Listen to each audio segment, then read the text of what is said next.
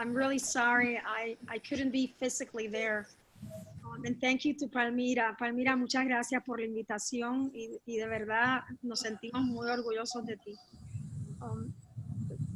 I just said thank you for the invitation and we feel very proud of you. Palmira is one of those people that is whizzy-whack. What you see is what you get. It doesn't matter what she's doing. She puts her heart and her mind and her passion behind everything with the true conviction that if we move forward together, things will be different. As it was mentioned, I went to Carnegie Mellon's Heinz School when it was called the School of Urban and Public Affairs. And never in my wildest dream did I think that the things that I learned back while getting my master's degree would be useful. You sort of develop, when you go to a public policy, a muscular memory. This is what ballerina dancers call when they do something over and over again, that ultimately their bodies respond. When I went to Carnegie Mellon University, we were literally forced to think in groups, to think in teams, to look at every side and every perspective, but to understand that public policy is a long road, but it's a road much better traveled when you do it together. One of the things that we did in San Juan, and it's important because it prepared us for what was coming without even knowing what was coming, is that we took bold actions based on the facts. And in the world like the one we are today, when public policy seems to some to be entertainment, rather than the gathering of facts to ensure that people have a better life and that we all can come together in a social agenda that would thrust us to thrive, not only to survive. Data and facts do matter. Numbers do matter. What people give you do matter. And what's important about that is that one of the things that I learned very early on was that also the way you gather that data would provide you with either a biased or an unbiased account of what you were trying to achieve. So back on September 20th, 2017, we were all thrusted in Puerto Rico into the worst devastation that we've ever seen. I'm 55 years old. At the time was 54, and I had never seen devastation like that. In 48 hours, the San Juan and the Puerto Rico that I knew were there no more. I know that our fellow friends in Florida know exactly what I'm talking about, and the people in North and South Carolina know exactly what I'm talking about. Also, the people in New York with Sandy, or Houston and Harvey. But it is at times like this that people come together and make sure that they move forward together. You see, natural disasters remind us that we're all one. We're no longer divided between black or white, between Latino or Anglo, between Asian or African American. We're no longer divided by who we love, whether it'll be somebody from the same sex or somebody from a different sex. We're no longer divided by religion. All of a sudden, the entire island nation of Puerto Rico was thrusted into utter and total devastation. And in the midst of all that, one of the things that was appalling to me was that people looked to their leaders, not only for guidance, but looked for their leaders for a platform for their lives to be taken seriously. I waited, like a good public servant should, for things to get off the ground. I tried to be good. I tried to be politically correct. But one of the things that I was taught, not only at Carnegie Mellon University, but at that same high school that Palmira Rios talked about, University of Puerto Rico Secondary High School, is that in the face of utter devastation in a humanitarian crisis, you have two choices, just two. You either speak up and help save lives, or you stand down and become an accomplice to a narrative that frankly just helps those who are trying to look good rather than doing good. So I did what I was supposed to do. I spoke a little louder, I screamed a little harder, and I started collecting data immediately. It was very easy to see that what was going on was not what the federal government was trying to portray. So all of a sudden we were thrusted into an organization that we didn't know. Our world was turned upside down. And one of the things that I first did was put everybody into a room and develop you could call it a war room, where each department that saved lives was put together so that we all knew exactly what we were doing. Organizing your workforce, organizing your people power is one of the most important things that you can learn and one of the most important things that you can do. But I don't have to tell you that, because this is a room full of people that know exactly what public policy is for. It is to change lives. It is to save lives. It is to push forward bold and new policies that others have not thought about. So when I opened my mouth and said, we are dying here and you are killing us with your bureaucracy and your inefficiency, the world heard my voice for the first time, but it wasn't really my voice. I've often had very clear, and it was made very clear to me at Heinz school, that it wasn't my voice that was important, that it was the voices of thousands that were around me that needed the public policy platform to amplify their needs. They needed my voice to be the megaphone for their feelings. That's one of the things that was mentioned that I said when I was at Carnegie Mellon last. You have to know when you're at the forefront, and you have to know when it's better for you to be in the back of the room. That day, September 29th, the world heard that voice. But before that day, I had seen women holding on to just one rope, going from one side of the river to another, just to get medication for their children. I had seen people without their chemotherapy or without their dialysis for days, for weeks. People hanging on to a thread of life. I have literally rescued people from their homes gasping for air because their generator did not work anymore. And they didn't have enough money to put diesel or gas in life-saving machines that would make sure that they will see the light of day. So I did what everyone in public policy should do. I heard the cries of the people, and I made sure they had a platform for that to be heard by others. What that allowed me to do was the second thing that is most important, is to galvanize a group of action and a group of people to make sure that you achieve the task that you set out to do. I don't know how many of you there in Atlanta are friends of Yogi Bear. I like Yogi Bear a lot. And, you know, they spent a lot of years lost in that forest, him and Boo Boo. Well, yeah, you know what I mean? But Boo Boo always used to say, where are we going, Yogi? And Yogi would say, Boo Boo, if you don't know where you're going, you'll never get there. So one of the most dramatic public policy thoughts that I can share with you is that we first of all had to establish a plan of action. What did we want to do? We needed to prioritize that plan of action, and we needed to understand that we didn't have infinite resources. So our resources had to be prioritized. We prioritized saving lives.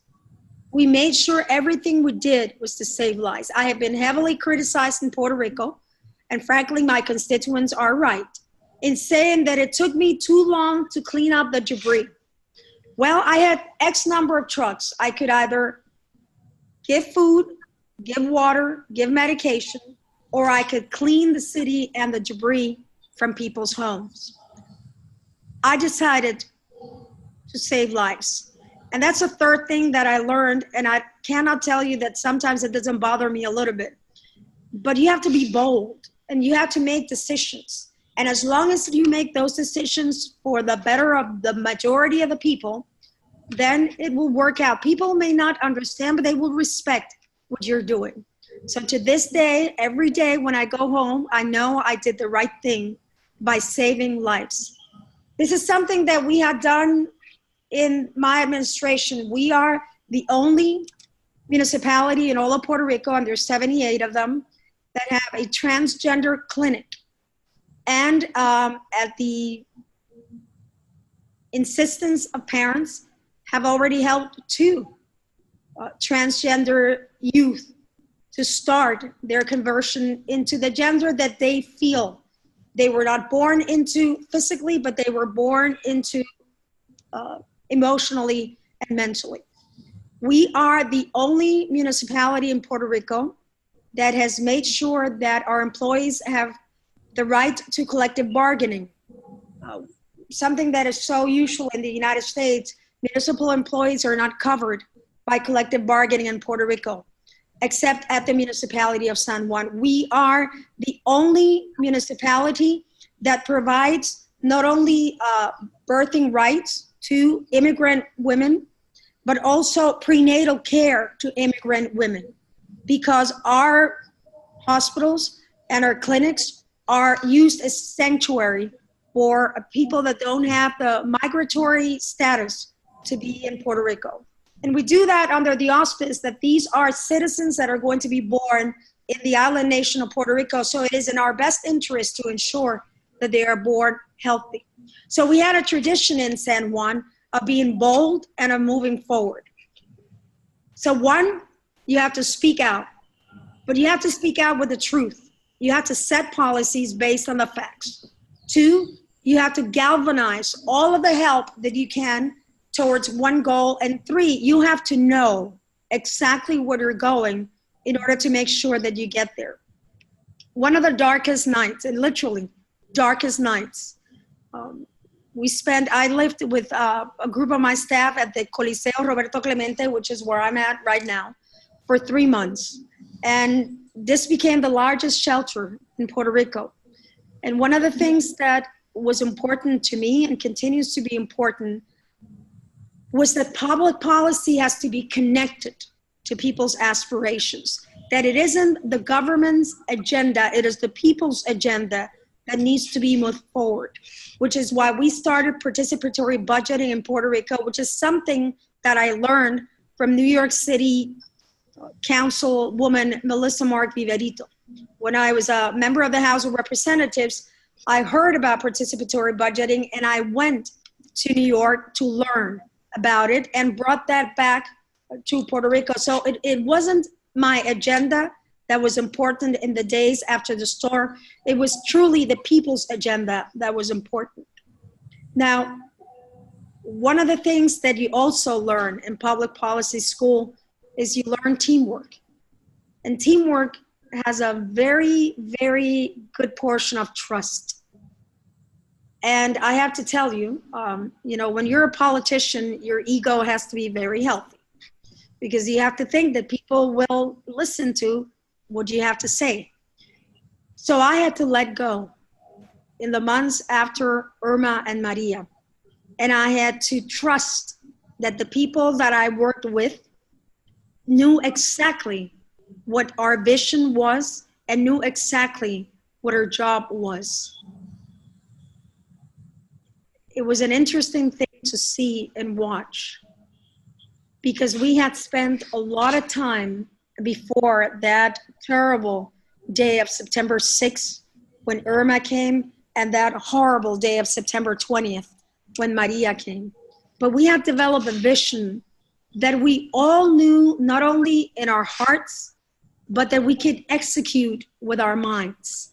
And having that clear vision of where we wanted to go, what our priorities were, and what we wanted to do was essential to learn that. So one night in the midst of that terrible ordeal, at about 3, 4 in the morning, we were only getting about 2 hours of sleep. I literally thought, what would I do if I was at Carnegie Mellon and was working in a group project? How would I divide the work? What would I say to people? What would my professors say? And it all came back like muscular memory. The one thing that I learned that I will always take with me in my heart is that diversity is a stepping stone of democracy. That it truly doesn't matter how different we think we are. When a humanitarian crisis hits, we're all the same. You see, Maria did not ask anybody whether you were a Democrat or a Republican, or which party you voted for, or who did you love, or were you single, or were you married. She didn't ask how much money you made. She didn't ask what your faith was. She just literally ripped everything in her path. She left us with nothing. The only thing she left us with, because she couldn't take it away, was her will to live, to thrive, and to survive. Now, it's very difficult to take on one of the most powerful governments in the world. So we had to make sure that the data was correct. So when I tell you today that the municipality of San Juan is the municipality that has received the largest refund on FEMA, they have given us back $26.7 million, and they still owe about $20 million to our municipality. You have to, in a crisis, work at various different levels. You have to do the immediate work, but you have to start setting the path for the transformation. And we call it transformation. In San Juan, we don't call it rebuilding or reconstruction, because it's based on a philosophy. Again, going back to that vision, looking for permanent solutions for recurring problems. Now, I don't want to build the same wooden home with the zinc top, because the wolf and hoof would take it away. So what we want to do is build resiliency into everything that we do. You see, we are an island surrounded by water, lots and lots of water, ocean water, and that, believe it or not, is a direct quote of the President of the United States. We didn't know that until he said it.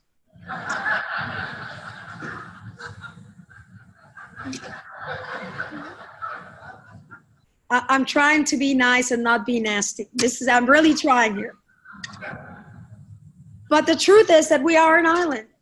And the truth is that even though some scientists at EPA now have scratched the word climate change from EPA manuals, climate change is real. We are the example that the worst case scenario will happen. And we are the focus of common sense policies that need to be re-looked at right now today, because lives depend on that. I'll give you one simple example. There was a total blackout in the island nation of Puerto Rico. We had no electricity. We had no generation of electricity. We had no internet. We couldn't even use our phones. We literally just used our phones to take pictures. And FEMA was telling us, the mayors, to tell our people, they would even hand out a little piece of paper to go into the internet to ask for help.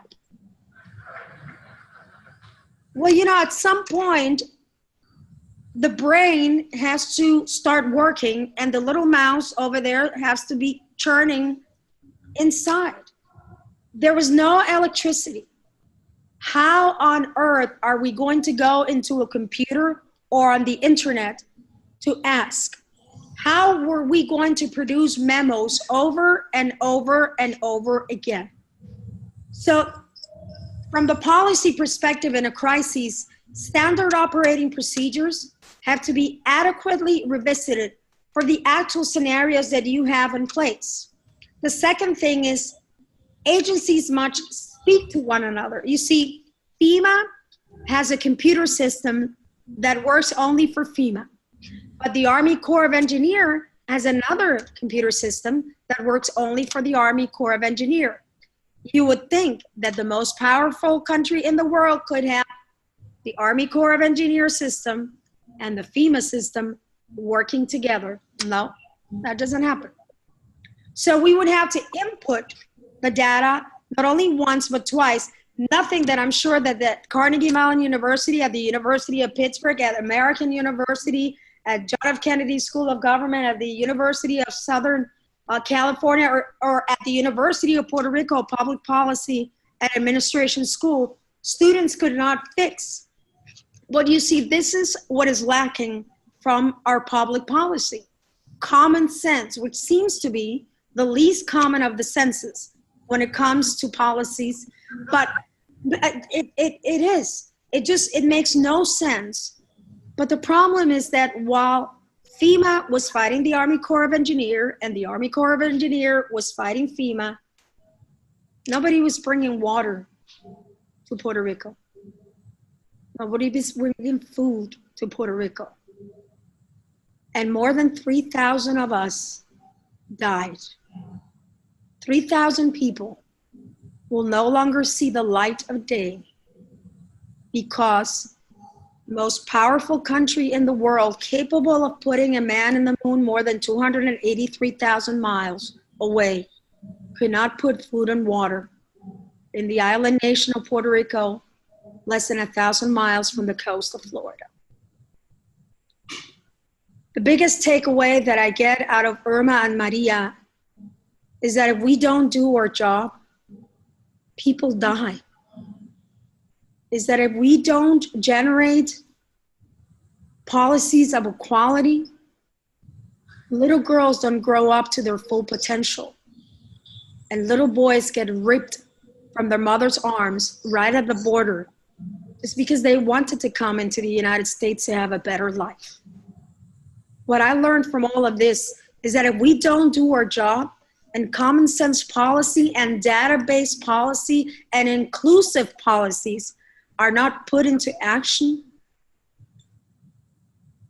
young men and women are going to continue to die. If you come to think about it, it takes about a few months to get into school, to get into college, but it takes a few minutes to buy a gun from many of the states of the universities that are represented here today.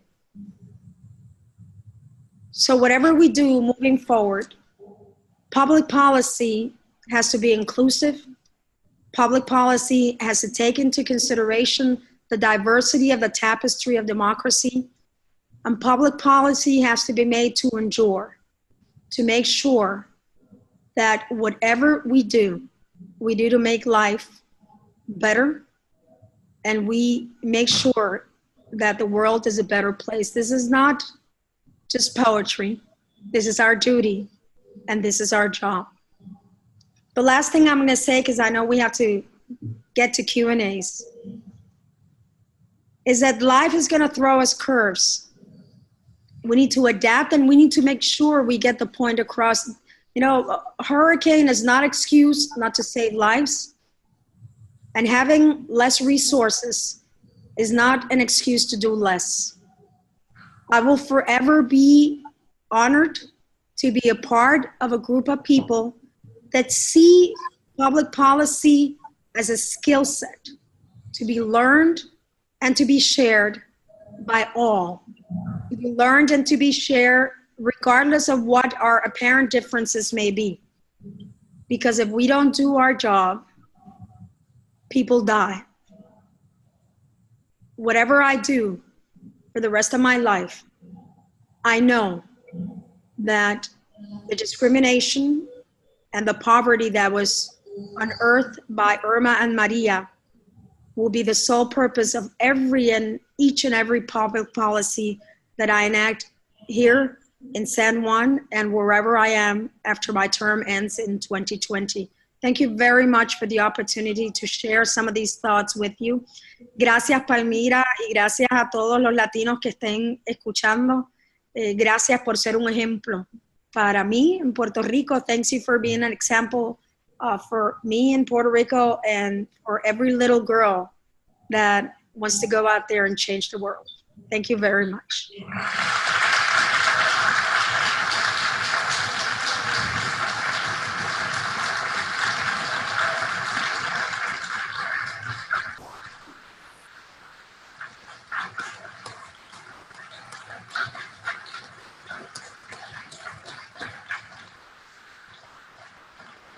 Palmira, te veo.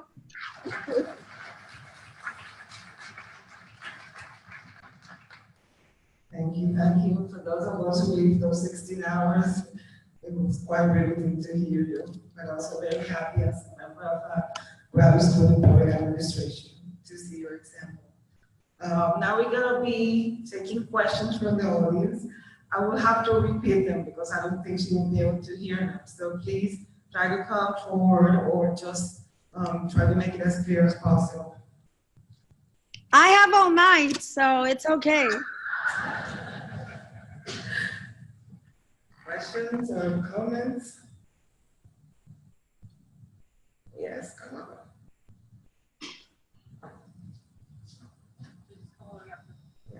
I'll repeat it for her. Oh, yeah, good. So as a former student, leader, and motivator of public policy and administration in your society, given the current events and past events, how do you give hope and keep hope to the citizens of your city? Palmira, ¿puedes repetir la pregunta? How do you keep hope and you keep hope to all the people? That's me.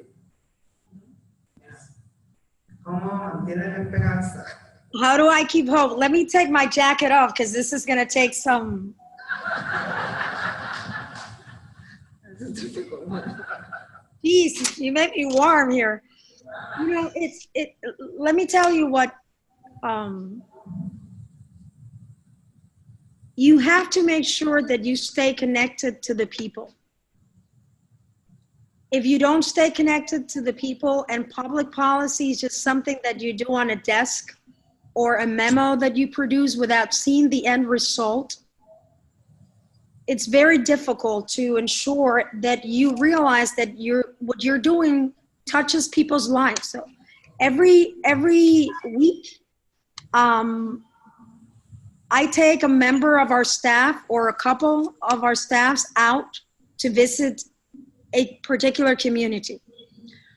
Even if they're from budgeting or they're from human resources or they're from any of those back offices that we may tend to think that, oh, well, you know, they're in the back, they better get their job done. But no, we make sure that they know, because if we don't handle things right in the back office, the front office cannot work.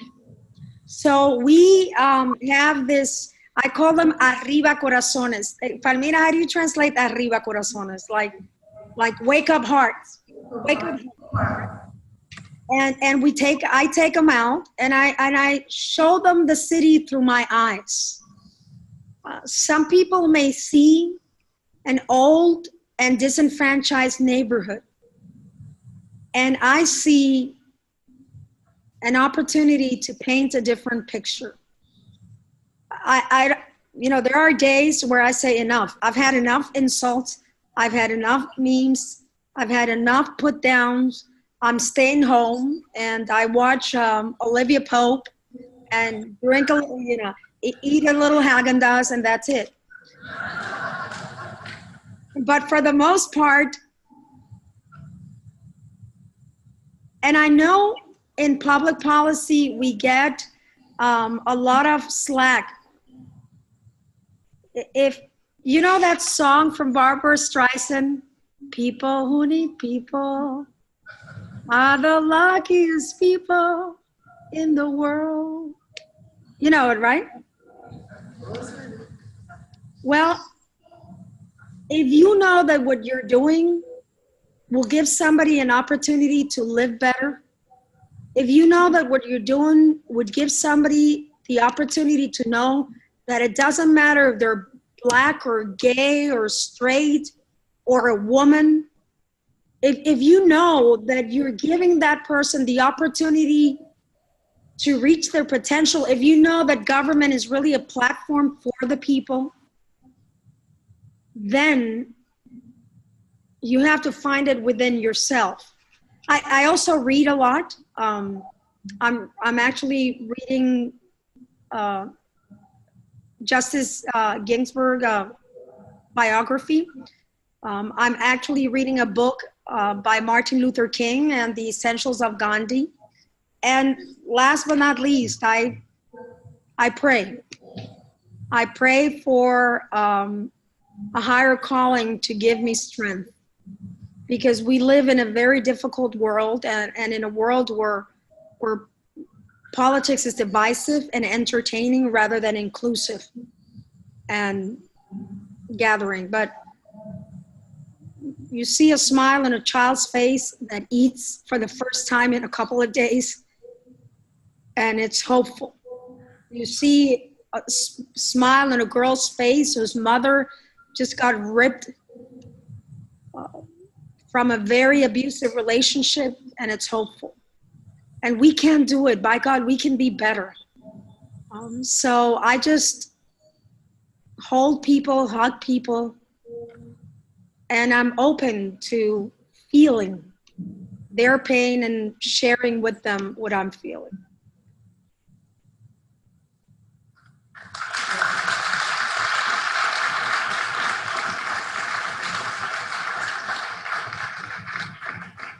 You're welcome. For the next question, I would like for you to share with the audience the fact that we had 2 hurricanes, but we also are dealing with a fiscal control board. Yeah. That is affecting your ability to do your work. Yes. I'm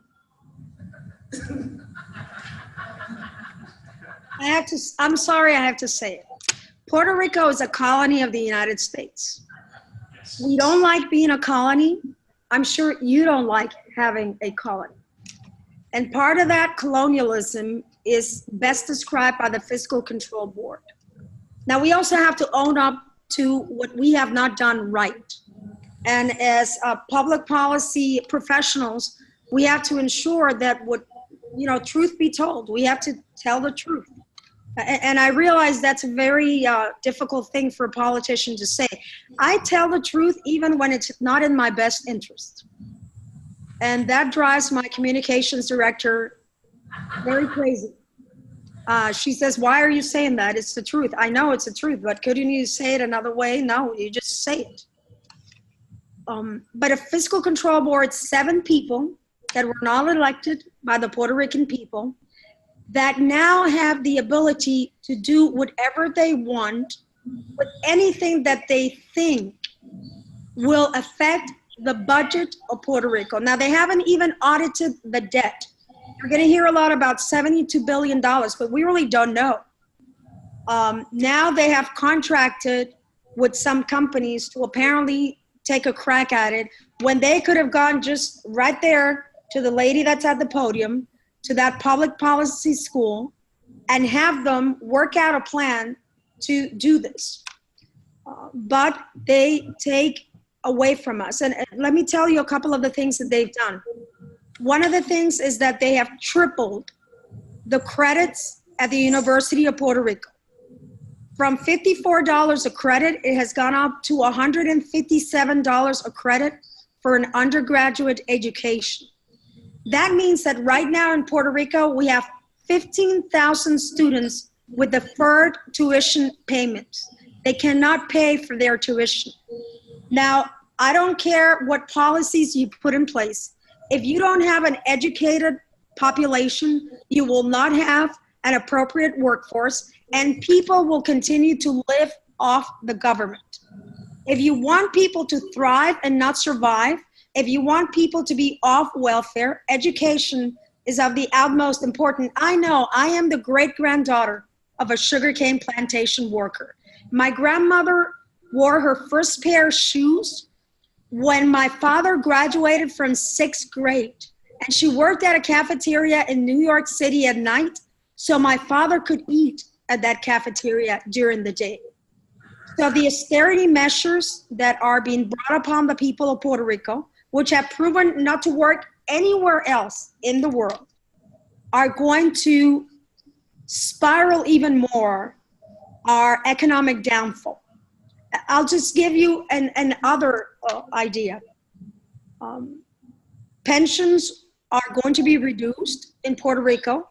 So our most vulnerable, those that have worked for 30 years to make the Puerto Rico that we are, those that have worked in government for more than 30 years will now see their pension reduced. The other thing is that essential services, such as police services, are being diminished, and the government of Puerto Rico doesn't even know if even with those cuts, we will have enough money to continue our payrolls after March of 2019. Now, it is expected that by July 1st, 2019, about 40 of the 78 municipalities in Puerto Rico will not be able to open its doors. So people will say, oh, damn City Hall. Well, no, that's 40 municipalities that will not be able to do the basic service of collecting the trash. With all of the policy implications that has, it has health implications, it has economic development implications, it may even have access implications. So the Fiscal Control Board is something that has to go, and we have to develop between the United States and Puerto Rico another alternative to handling our economic crisis and our downfall. Look, I don't see eye to eye with the governor of Puerto Rico.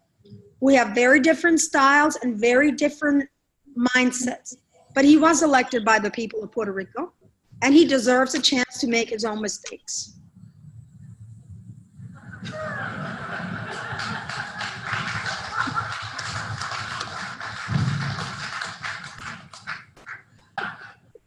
Another question or comments to the mayor?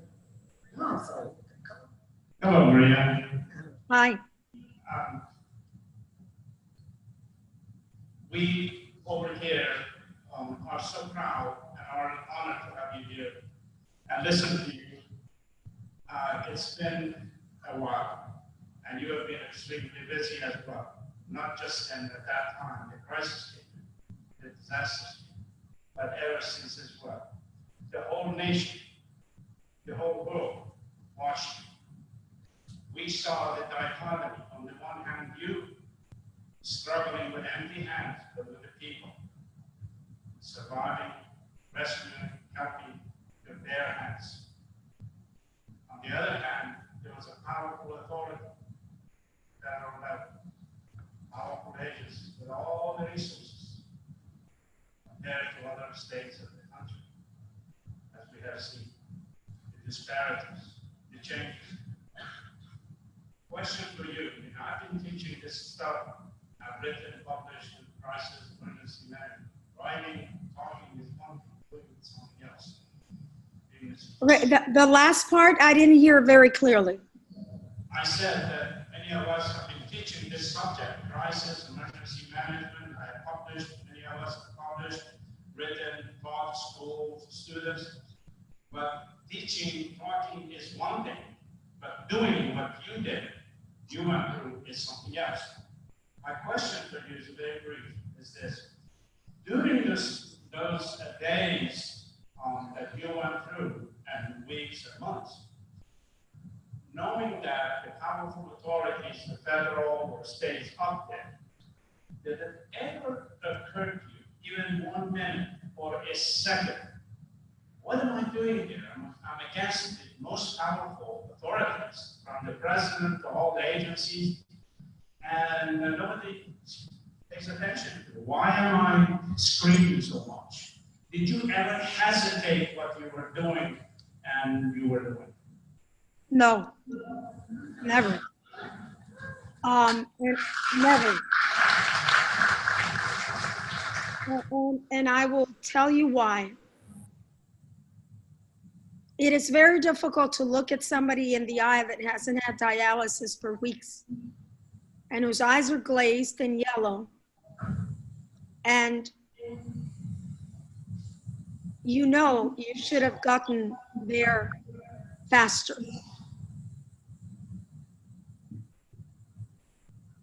I did all that I could do, but all that I did was not enough. I should have not slept 2 hours a day. I should have slept less. I should have not had to eat twice a day, because every second that I used to eat or even rest was 1 second that I wasn't outside. helping somebody to survive.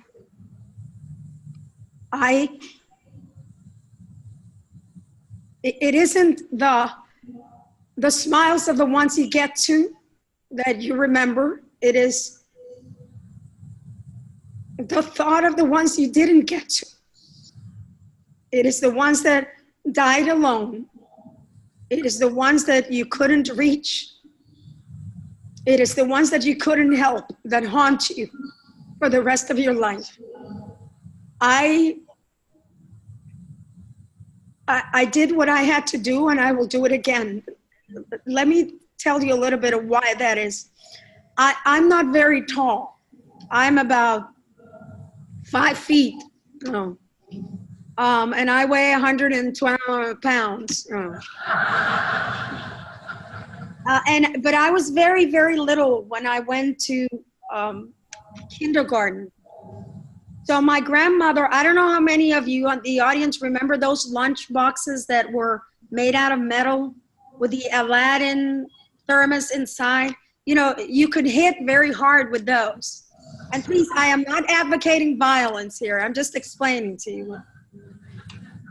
My grandmother, who of course was this very nasty woman that I told you about, she said, look, you're gonna lose in the sandbox. So I don't ever want you to start a fight. But if you get into a fight, you better not run away.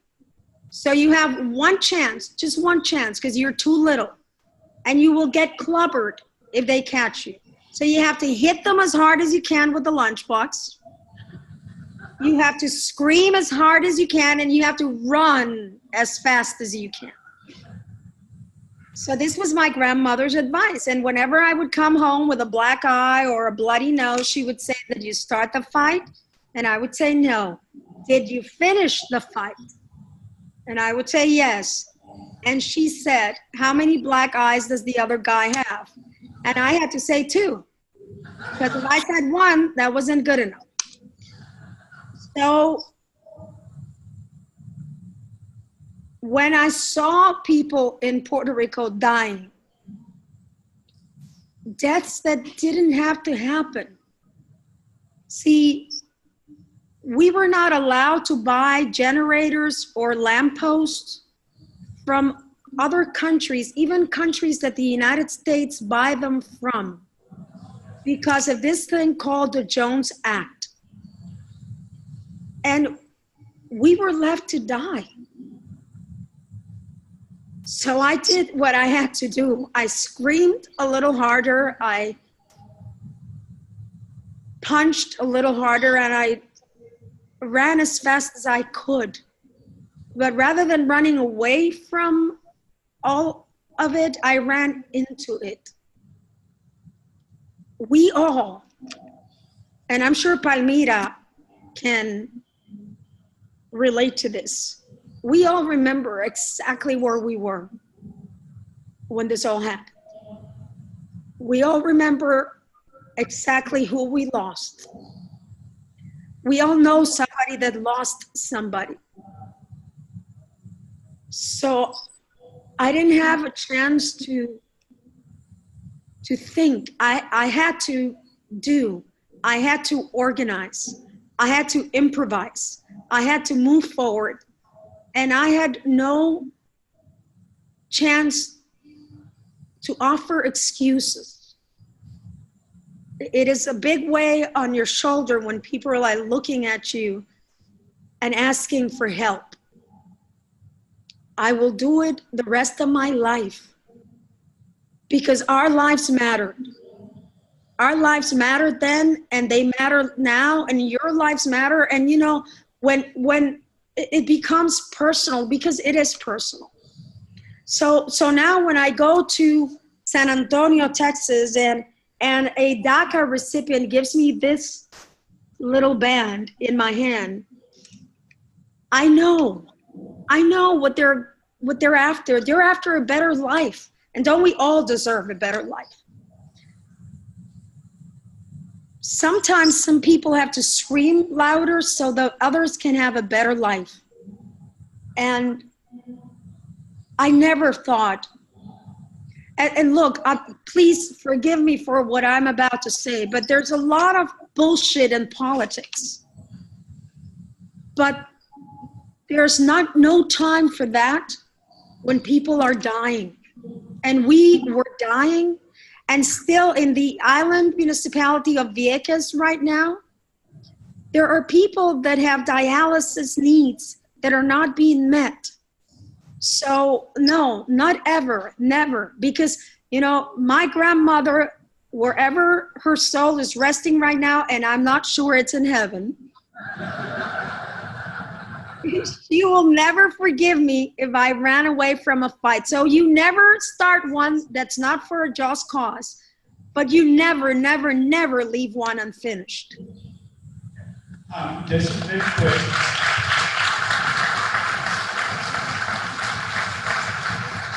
But in other words, throughout the whole period, the whole crisis, you answered already. Let me ask this question. You never thought of your own personal career when you did. Thank you. That's a lesson for our professionals, new generation. In a situation like that, you never thought, what's going to happen to me? Maybe I should be concerned about my own job, my career. No. And let me tell you something. When I went into that press conference and I told my communications director, call all the press. People that really love me, as I was walking towards the podium, they said, don't do it. Don't take on that man. He will obliterate you. Your political career will be over. And my answer to them was, I cannot live with myself if I let my people die. So I'm not going to say it because it's a very strong 4-letter word. Block my career. I'm not here for the politics. This is about saving lives. And it truly was and is about saving lives. Public policy is about saving lives. You know, listen to this.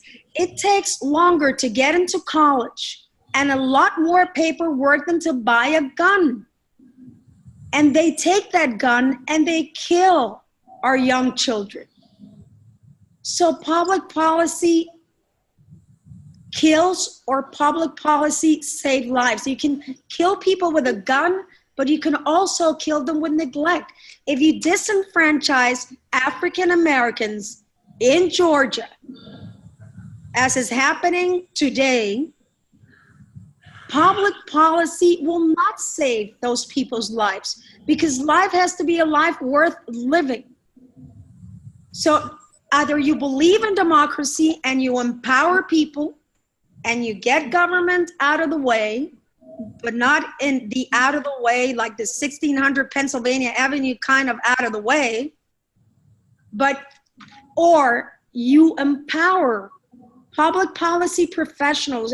A lot of what's wrong with government is that there's a lot of politics and very little professionalism. And this is why putting people through school, I'm a Sloan Fellow.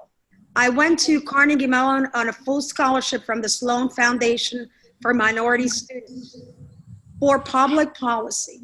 And it is important for public policy to also be representatives of the rainbow and of the differences that we tend to want to put forward.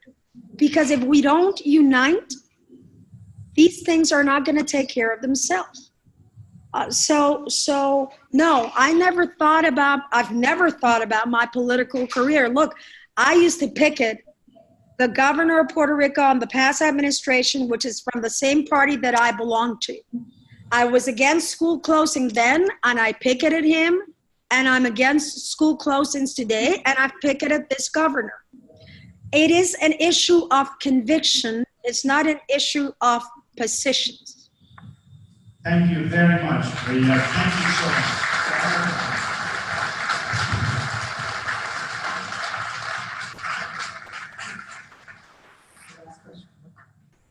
Well, congratulations. My name is Yolanda Martinez. I'm also an alumni from Hines College in Carnegie Mellon, and I'm responsible for the National Digital Strategy in Mexico. And we had an earthquake last year, 30 years later after the first earthquake in 1985. So emergency response is definitely very important, and telecommunication, social network, and having protocols for how to deal with emergency, including telecom abilities, is extremely relevant. So I would like to know if the protocols that you share with us, like for example, the systems from FENA talking to the systems from the military, interoperability, and the protocols itself, considering digital response. How do you handle to change that?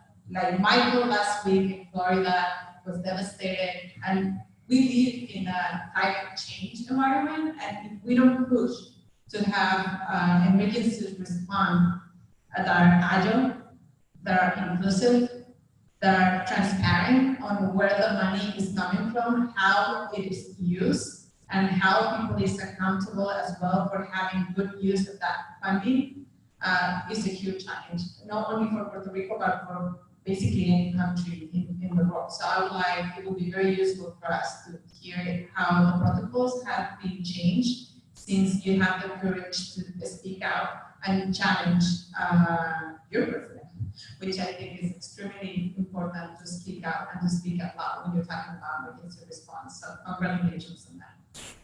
Well, first of all, one of the things that we learned very quickly was that we needed a distribution system. And I have to say, this is why it's so important, like conferences like you're having, because best practices need to be just shared. So one of the things that we were so, blessed is that the people from New York, Bill de Blasio, the mayor of New York, sent a crew of emergency management system professionals. We didn't ask for it. And this goes to tell you that when people want to help, they don't ask for a memo like FEMA used to do, or FEMA. I would implode FEMA if I had the power to do it. But one of the things that they told us was, look, you have to go through the channels of the communities and do your own distribution system. So we started 27 soup kitchens in San Juan. I have to say most of them were handled by women. 37 community leaders helped us, and 47 religious organizations helped us. And it's very interesting. I said, in a room, and it was beautiful. There were Jews and Muslims and Arabs and so forth. And we all came into one place and we helped set up the distribution system. But we're starting what are called the Centros de Transformación Comunitaria, CCTs in English, Centers for Community Transformation. And basically they're a small building that has a place for a soup kitchen to be established, that has a small infirmary, that has a bathroom, that has the capability of filtering water. We work very closely with an Operation Blessing, which is a non-governmental organization out of the Pat Robertson organization in Virginia. They have solar lamps, they have filtration system, they have enough water for 2 weeks and enough food for 2 weeks. They have a place for people to keep their insulin. A lot of people died because they didn't have insulin. They have generators, and we are auditing community by community, everybody that's truly bedridden, everybody that needs a respirator to live. And we have done what we call gestores de salud. These are not health professionals, but they identify health risks, and they go through the community and they make sure that they canvass the community. So we have made sure there will be 21 of these by next year. And this month we start number 3, and we are inaugurating number 2. And we're looking at the 21 hardest hit places in San Juan. Everything is solar powered. So if the electricity goes out, as Palmira knows, it goes out on a weekly basis in Puerto Rico. And it's even worse after the storm. You know, that happens when you hire a two-man company out of Montana called Whitefish to do a multi-million-dollar program.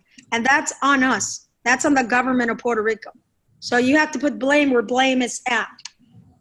So we make sure now that those hardest hit communities have the capability to take care of themselves for at least the first 2 weeks.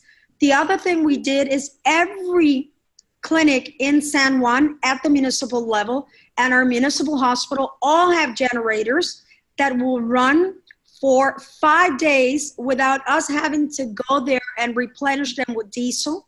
That's phase one. And all of our places where we have shelters, there are 7 municipal shelters, all have generators. Our schools, 3 municipal schools have generators so that we can continue to work and get back on our feet closer together. We are putting this Sunday an RFP for proposals to go to the second phase, which is solar power, but not solar power that will work in conjunction with the grid, because if the grid doesn't work, then we won't have any power, but solar power that will have full functional capability.